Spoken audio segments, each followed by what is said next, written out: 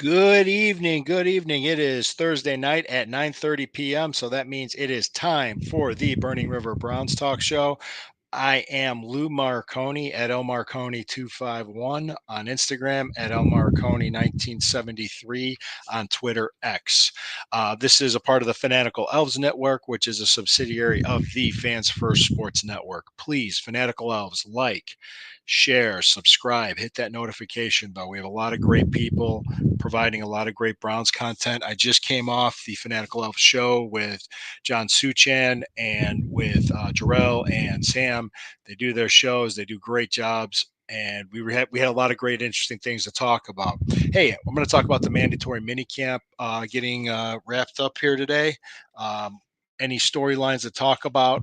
Myles Garrett had a little boo boo, but I think we'll be fine. And also, I'm going to talk to you about the just an interesting story. I brought it up on the Fanatical Elves show. I'm going to bring it up here with Brian Callahan on Adam Schefter's show.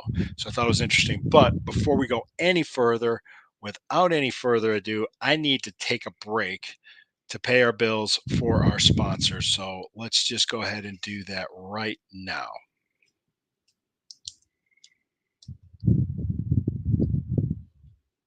Okay, we're good. Thank you. All right. Let's get started. This was the last day of the mandatory minicamp. They're going to break now until they report to Berea, and I believe it's July 24th, but nothing official yet. And July 25th, they will be heading to the Greenbrier for the first 9 days. I think it's 9 days and 8 nights at training camp, which will be at the Greenbrier in West Virginia, which is close to the Virginia border. It's in the mountains there. It's a beautiful resort. I did have a chance to go there about 9 years ago, and it is very, very expensive if you go there. But you can check it out. Check out their website. If you ever get a chance to go take a tour there, it is an amazing, amazing place. Very expensive, very expensive, very swanky. My hat does not stay on right when I wear this headset. I can't stand it. Anyway, drives me crazy when I'm looking at myself. All right. Anyway, let's get into this. So big story today. Deshaun Watson showing off the arm strength. He's going to be fine. He's going to be fine. But I don't want to make too much into shorts and helmets. So, but he's throwing the ball. He's showing some accuracy. The Browns' defense is looking good against a pretty capable receivers. But we were still missing Amari Cooper.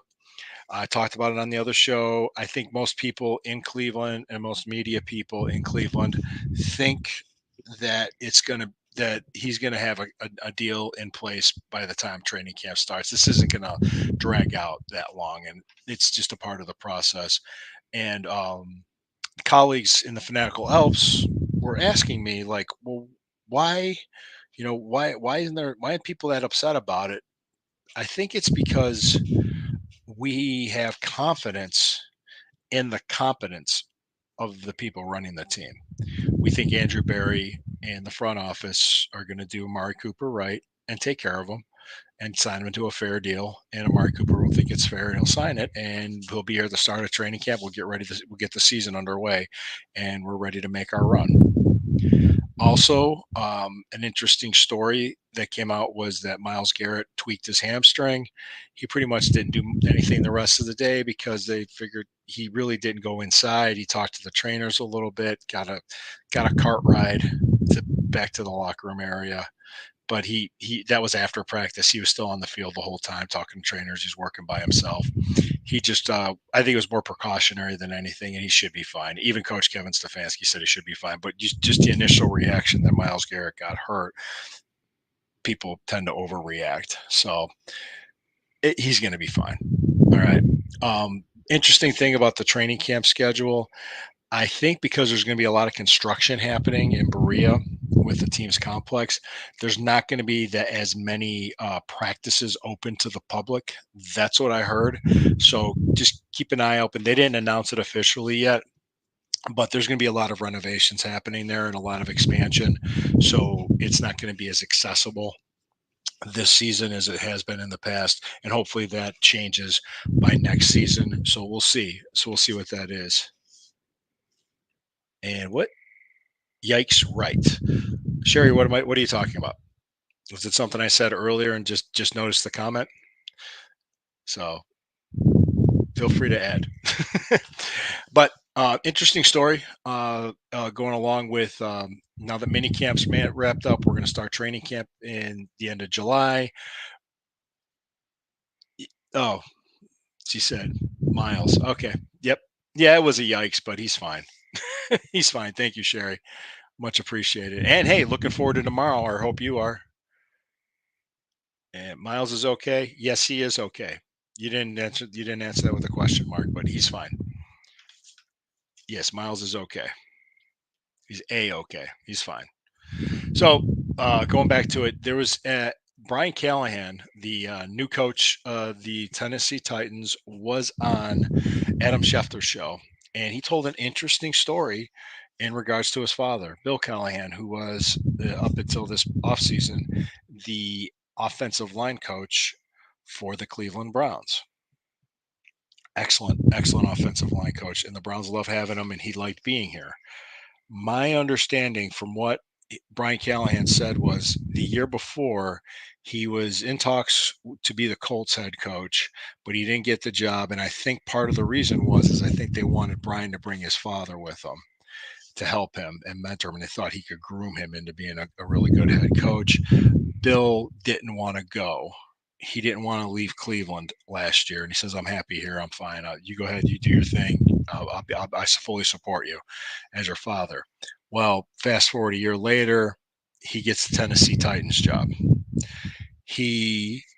Bill Callahan is when I say he saw his son's press conference and he felt after seeing that he should go to Tennessee and be there to support his son and help his son in his first head coaching job. So Bill Callahan, after that, went to Kevin Stefanski and asked if he could go. And the Browns obliged his request. They let him go because they fully understood he wanted to be with his son. The person to replace Bill Callahan, Dickerman, I believe his name is Andy Dickerman, who was the Seattle offensive line coach and the run game coordinator this year, is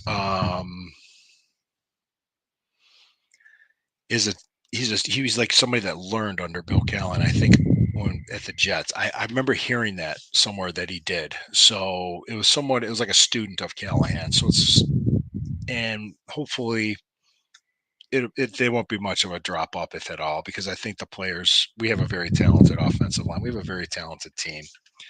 We have a special roster, and we have the opportunity here to do something. So anyway, that I thought that was an interesting story. I thought that was a very classy move by the Browns to let him go. They didn't have to do that. They could have killed him. Nope, you're stuck here. But if you have unhappy employees, then you're not going to have a functioning organization. And right now, 10 years ago, this team was the epitome of dysfunction, but now we're functioning very well as an organization. We just need to see it consistently on the field. And I think that started last year. And I'm saying this, not everything's going to go our way. We're not going to get every breaks. We're not going to win every game, but we're going to be a tough and competitive football team. And that's where I'm going. And that's what I'm saying.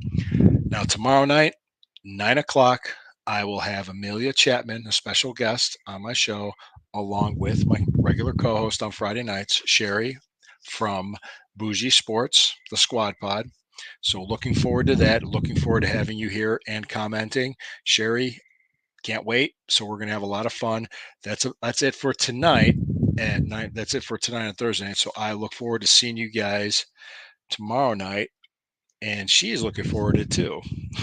And I think the last time I checked, Sherry, the Panthers were winning 1-0. So congratulations. So far, so good. It's only the second period, I think, in the Stanley Cup Finals game. Game 3, Florida Edmonton.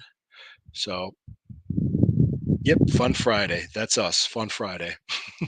We're gonna have a good time. So look forward to it. Thank you guys for joining. Like I said, Fanatical Elves Network, like, share, subscribe, follow, hit the notification bell, subsidiary of the Fans First Sports Network. This is the Burning River Browns Talk. Go Cats. Go Cats. Okay. Always remember, when the river burns, it burns brown and orange. See you tomorrow night.